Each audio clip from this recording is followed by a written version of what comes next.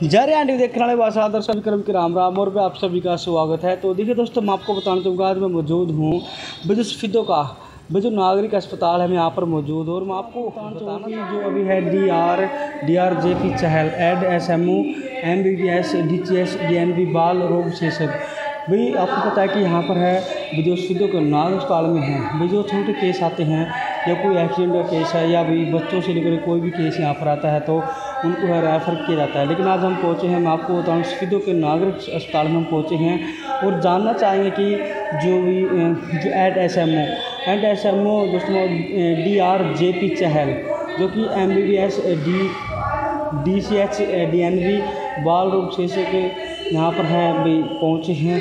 अभी जो मैं आपको बताऊँ कि नए SMO यहाँ पर आए हैं, तो जानना चाहें कि जो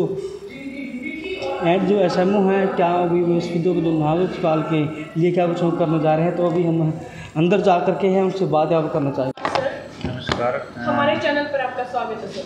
हाँ, धन्यवाद बहुत बहुत आपका। और मैं सभी दर्शकों को नमस्कार करता हूँ। मेरा नाम डॉक्टर जयपाल चहल और मैंने अभी 15 दिन पहले ही यहाँ सफीदों के सिविल हॉस्पिटल में एज एन इंचार्ज जो है ज्वाइन किया है। तो कुछ खामियां हैं यहाँ पे। जब आपने राउंड लिया सर, तो क्या क्या कमियां देखने को मिली हॉस्पिटल की व्यवस्था में? हॉस्पिटल की व्यवस्था में मैंने एक तो इसके आउटलुक देखा है कि हॉस्पिटल का नाम ही नहीं लिखा हुआ है ढंग से कहीं पे जी। सबसे बड़ी चीज़ तो ये मेरे को यही ठीक नहीं लगी कि हॉस्पिटल का नाम, जैसे बाहर से अगर कोई एक्सीडेंट वगैरह अगर आए तो गेट पे नाम, हॉस्पिटल का नाम ही नहीं है लिखा हुआ कहीं पे। एक जगह ढंग से लिखा, थोड़ा सा लिखा हुआ है। तो मैंने उसके लिए आदेश दिए कि उसको रिपेयर करवा कर उसमें पेंट करवा के हॉस्पिटल का नाम लिखवाया जाए सबसे पहले। तो दूसरा, हॉस्पिटल की कुछ फर्नीचर है जो मैंने देखा है टूटा हुआ है, तो उसके रिपेयर के आदेश दिए हैं कि उसको शीघ्र रिपेयर करवाया जाए जी।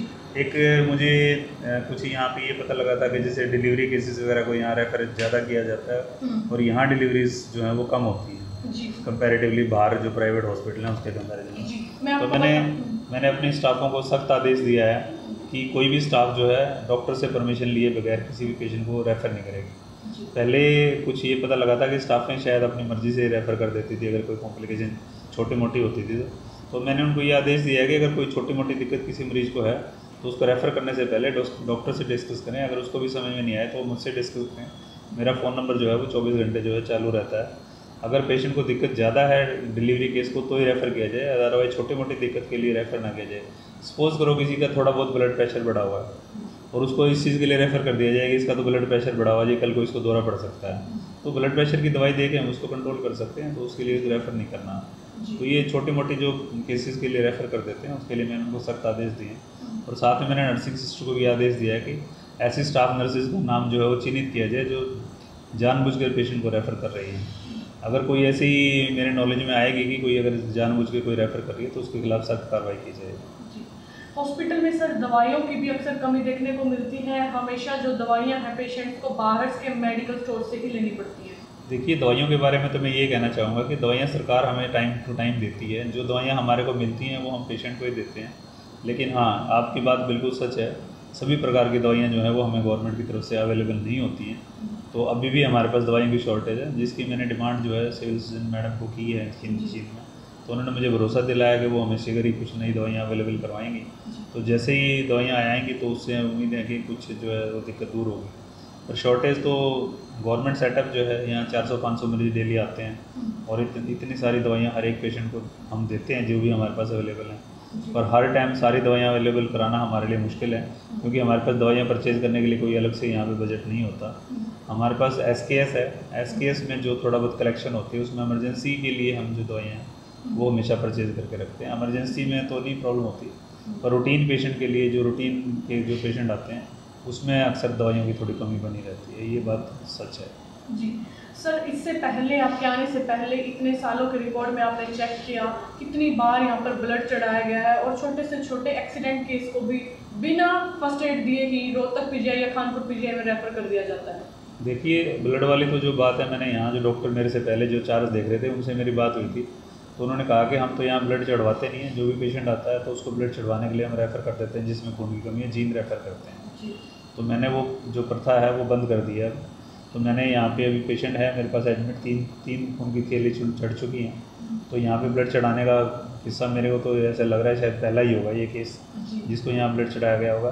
और मैं जनता से भी अपील करता हूँ कि जिसमें खून की कमी है तो हमारे पास यहाँ पे मरीज़ को लेके आएँ, और अगर उसको खून चढ़वाने के लिए जीन जाने की या प्राइवेट में जाने की ज़रूरत नहीं है, उसको फ्री ऑफ कॉस्ट हम यहाँ पे बगैर पैसे के मरीज़ को खून चढ़ाएँगे। जी सर, जो एक्सीडेंट केस हैं उनको एक्सीडेंटल केसेस के लिए भी मेरी नॉलेज में अभी तक कोई ऐसा मामला आया नहीं है, ना ही तो वर्बली किसी ने मुझे बताया है, ना ही किसी ने कोई लिखित में कोई शिकायत दी है कि बगैर फर्स्ट एड दिए रेफ़र कर दिया है। जो मुझे पता है हमारे पास यहाँ डॉक्टर जो है वो एक डॉक्टर 24 घंटे अवेलेबल रहता है, और इमरजेंसी भी हमारी 24 घंटे खुली रहती है। अगर मेरे संज्ञान में अगर कोई ऐसा मामला लिखित रूप में या मौखिक रूप से अगर मेरे सामने अगर कोई आएगा तो जो भी कर्मचारी जिसमें भी उसकी कोताही होगी उसके खिलाफ मैं सख्त कार्रवाई करूँगा। मेरी नॉलेज में अभी तक ऐसा कोई केस नहीं है कि जिसको बगैर ही फर्स्ट एड दिए रेफर कर दिया गया है। हमारे पास टाँके लगाने की भी सुविधा है, पट्टी करने की भी सुविधा है, फर्स्ट एड का तो सारा सामान है, तो ऐसा मेरी नॉलेज में अभी कोई केस नहीं है। जी सर, काफ़ी टाइम पहले यहाँ पर एक्सरे मशीन सब ठीक होता था, एक्सरे होते थे, लेकिन अभी इतने समय से यहाँ पर कोई भी रेडियोलॉजिस्ट नहीं है, ना ही एक्सरे की मशीन ठीक है। नहीं, एक्सरे मशीन ठीक है और मुझे जो पता लगा है वो चालू हालत में है, लेकिन हमारे पास रेडियोग्राफर नहीं है जी। अब ये कर्मचारियों की भर्ती करना तो सरकार के दायरे में आता है, हमारे दायरे में ये नहीं आता। तो उसके लिए भी मैंने जो सिविल सर्जन मैडम हैं उनको लिखा है लेटर यहाँ से कि हमारी जो मशीन है उसको सप्ताह में हमें एक रेडियोग्राफर दे दीजिए, सप्ताह में कम से कम एक दिन तो यहाँ पे एक्सरे हो। तो उन्होंने मुझे विश्वास दिलाया कि वो किसी न किसी की डेपुटेशन यहाँ पे करेंगे। जी।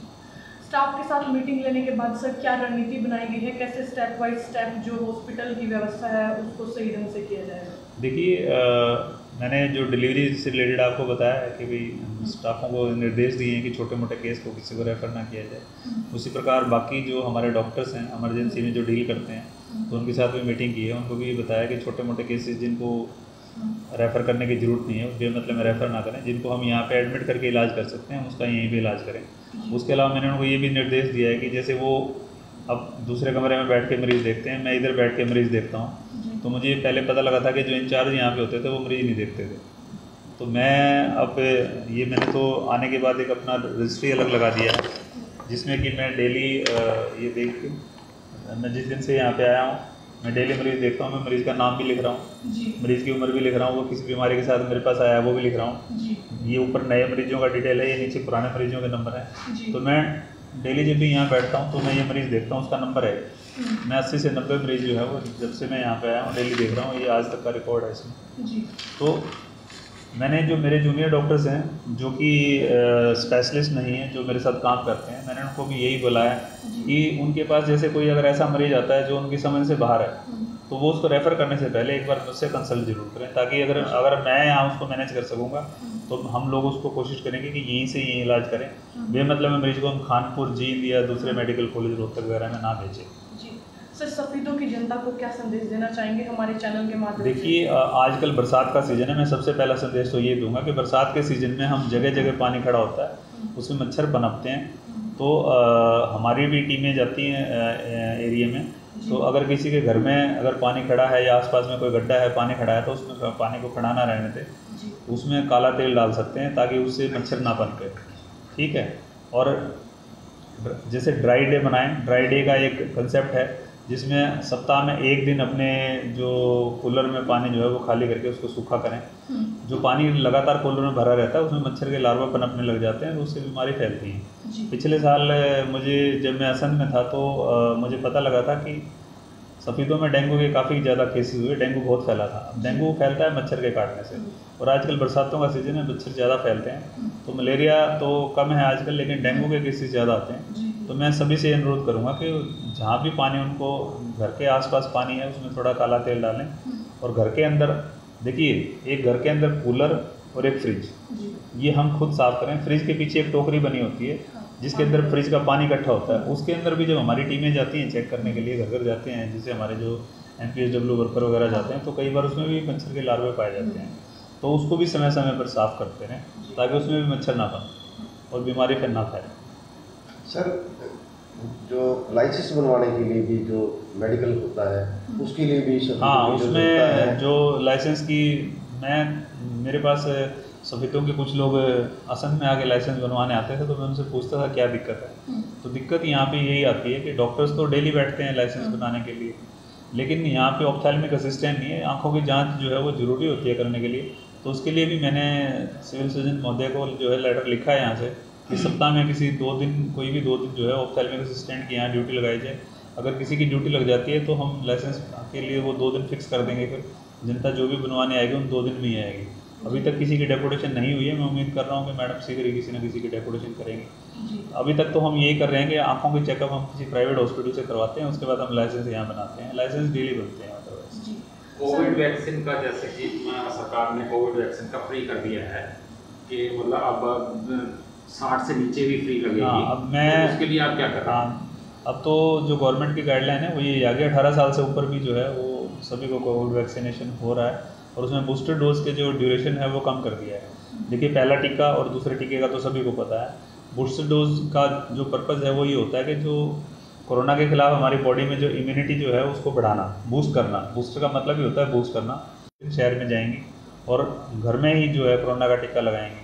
तो जो भी आदमी जिनके पास घर में टीम आती है, तो जिनको टीका ड्यू बनता है, चाहे जिनका दूसरा ड्यू बनता है, क्योंकि दूसरे टीका भी मुझे पता लगा है, अभी दूसरा टीका भी बहुत सारे लोग ऐसे रहते हैं जिन्होंने दूसरा टीका लगवाया।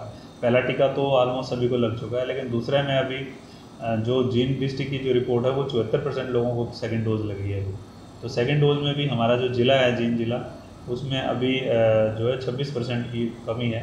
तो जो असम जो सफ़ेदों के इलाके में हमारे जो भाई बहन हैं जिनको सेकंड डोज नहीं लगी, अगर हमारी टीम अगर आपके पास घर में आती है तो सेकंड डोज लगवाएं, या फिर जिसका बूस्टर डोज ड्यू बनता है, जिसके 6 महीने हो गए हैं सेकंड डोज के, वो बूस्टर डोज लगवाएं।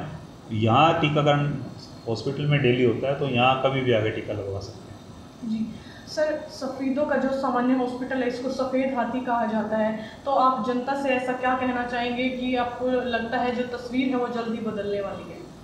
देखिए, सफ़ेद हाथी इसको क्यों कहा जाता है मुझे ये पता नहीं है, लेकिन सफ़ेद हाथी कहने का मेन कारण जो है, जो जनता की तरफ से रहा होगा वो ये रहा होगा कि डॉक्टर्स की शॉर्टेज है। तो डॉक्टर्स की शॉर्टेज तो मैं मानता हूँ यहाँ बहुत ज़्यादा है। आज की तारीख में अगर मैं बात करूँ इस सिविल हॉस्पिटल में, तो मैं अकेला ही डॉक्टर हूँ। तो 14 डॉक्टरों की यहाँ पोस्ट है, उसमें से एक मैं आया हूँ अभी, और 13 पोस्टें अभी खाली हैं। लेकिन 1252 डॉक्टरों की भर्ती की प्रक्रिया जो है वो सरकार की तरफ से चल रही है। तो उम्मीद करते हैं कि इस जुलाई के महीने में हमें कुछ डॉक्टर और मिल जाएँ। इमरजेंसी के लिए हम मुआना से डॉक्टर्स की ड्यूटी यहाँ लगा के हम इमरजेंसी में काम करवा रहे हैं। बाकी जो छोटी मोटी बीमारियों के लिए मरीजों को रेफ़र करना पड़ता था, तो मैं उनसे अनुरोध करूँगा कि जिसको मरीज़ को दिक्कत ज़्यादा लगती है वो हमारे यहाँ आके मुझसे कंसल्ट करे। अगर हमारे पास उसका इलाज संभव होगा तो हम कोशिश करेंगे उसका यहीं कहीं इलाज करें, तो उसको मरीज़ को कहीं दूसरे शहर में ना जाना पड़े।